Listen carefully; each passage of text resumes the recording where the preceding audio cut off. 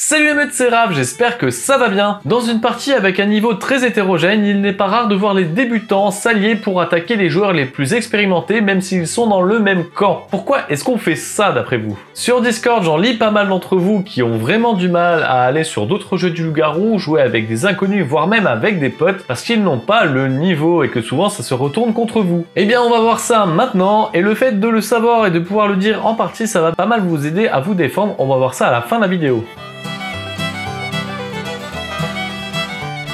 Comparaison avec le football. On va vite fait parler foot, que vous soyez fan ou que vous n'en soyez pas fan, c'est mon cas, je suis pas fan du football, il y a quand même des choses intéressantes à en tirer. Notamment, Le Monde nous a pas mal mâché le travail en faisant un article et même une vidéo YouTube que vous pouvez aller voir, je mettrai le lien quelque part, voilà. L'idée était de comprendre pourquoi la plupart des joueurs rataient leur penalty pendant les matchs importants. Je vous la fais en cours, il n'y a statistiquement aucun gardien qui a rattrapé une balle qui a été envoyée en haut de la lucarne. C'est toujours un peu risqué de tirer vers là parce qu'on peut toujours envoyer la balle en dehors du but, mais même en prenant en compte les ratés, il y a 90% de chances que le ballon rentre. Alors que si on vise dans les pieds du gardien, il y a 80% de chances pour que le ballon passe. La question est donc de savoir pourquoi est-ce que les joueurs de foot tirent quand même le plus souvent, c'est-à-dire 60% je crois, dans les pieds des gardiens. De la même façon, ils ont comparé aussi le comportement des gardiens. Les ballons sont tirés à peu près équitablement entre la gauche, le milieu et la droite d'un but. Pourtant, le gardien va quasiment systématiquement sauter à gauche ou à droite, ce qui fait que les ballons qui sont envoyés au milieu sont quasiment tout le temps dans le but. Dans les deux cas, c'est pour éviter qu'on se foute de leur gueule. Et oui, tout simplement. Si jamais ils font quelque chose et que l'autre réussit à les déjouer, c'est pas parce qu'ils ont rien foutu, c'est juste parce que l'autre a été plus rusé, il a eu de la chance, il a été plus fort peut-être. Par exemple, si vous tirez dans les pieds du gardien, vous avez quand même plus de chances de mettre le but s'il n'y a pas de gardien. Si le gardien le rattrape,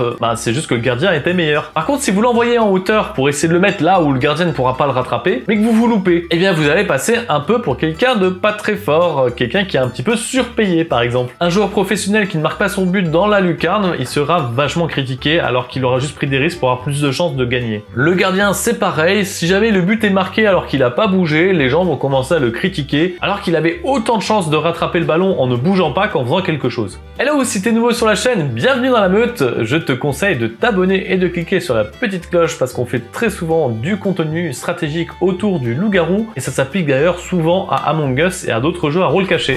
L'application loup-garou.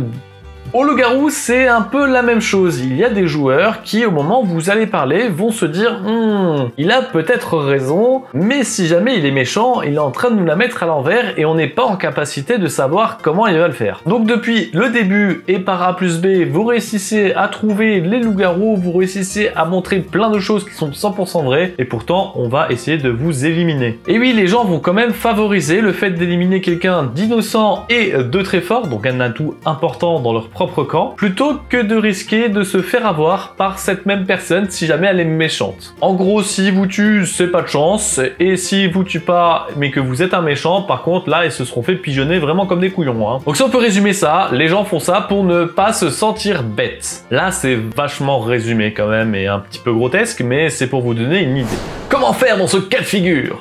Alors déjà, dans ce cas de figure, si jamais vous êtes en pleine partie et qu'il vous faut improviser, c'est un peu compliqué. Le mieux, c'est de préparer un petit peu le jeu à l'avance. Avant de lancer la partie, si vous avez un bien meilleur niveau que les autres et que les autres sont ouverts à avoir des leçons de votre part, vous pouvez très bien leur indiquer certaines choses essentielles. Par exemple, on n'attaque pas quelqu'un sans avoir des éléments concrets. Tu es suspect, je te trouve bizarre, ce que tu dis c'est louche, mais je sais pas. Ne sont pas des arguments pour accuser quelqu'un. Si jamais vous donnez du concret et qu'en face de ça, personne n'en donne, alors il vaut mieux vous suivre vous plutôt que suivre quelqu'un d'autre. Si jamais ils se font avoir par vos arguments, c'est peut-être qu'ils n'ont pas encore appris à déceler le vrai du faux dans ce que vous dites, ils manquent de maîtrise du jeu, bref, il faut qu'ils apprennent, ça fait partie de l'apprentissage, c'est normal. Vous pouvez aussi leur donner 2-3 tips pour essayer de savoir quand est-ce que vous êtes vous-même loup-garou. Par exemple, en utilisant la convergence d'informations justement. Si vous êtes si fort que ça et que vous êtes dans le camp des gentils, comment est-il possible qu'au tour 3, il y ait encore aucun loup-garou loups-garous d'éliminer. Dans la partie, c'est pas compliqué, au moment où les gens commencent à vous trouver bizarre, que vous donnez des vrais arguments mais qu'ils commencent à vous suspecter, de une, n'oubliez pas qu'il y a déjà des loups-garous en face de vous. Ils vont essayer de faire peur aux autres villageois, essayer de vous faire passer pour un méchant ou pour quelqu'un de dangereux, suspect. Mais parmi les joueurs innocents, il faut aussi leur rappeler pourquoi il ne faut pas voter pour vous. Et c'est à ce moment-là où vous pouvez raconter ce que je viens de vous dire en fait. Donc si j'ai bien compris, mesdames et messieurs, vous voulez voter pour moi juste parce que au cas où je suis méchant, vous ne vous sentiriez pas bête à vous faire avoir. En gros, dire un truc du genre: si je suis dans votre camp, je suis un fort atout, mais vous avez tellement peur que potentiellement je sois méchant que vous préférez me tuer maintenant. Vous vous rendez compte que c'est absurde quand même, parce qu'avec les éléments que je vous apporte, pour l'instant, on est vraiment sur la voie de la victoire, on est en train de gagner. Là, si vous m'éliminez, vous ne mourrez pas au tour suivant, le tour suivant va être primordial, et vu comment les loups-garous se jouent de nous, il y a de grandes chances que vous perdiez. Donc voilà, ça peut faire un peu hautain, il y a des gens qui vont peut-être mal le prendre, adaptez-vous bien entendu à votre public, mais c'est le genre d'information qu'il faut être capable de transmettre. Pourquoi est-ce que vous avez peur? Remettez en question vos émotions au moment où vous êtes en train de jouer, le danger est partout, il n'est pas uniquement auprès de celui qui parle beaucoup parce qu'il est expérimenté.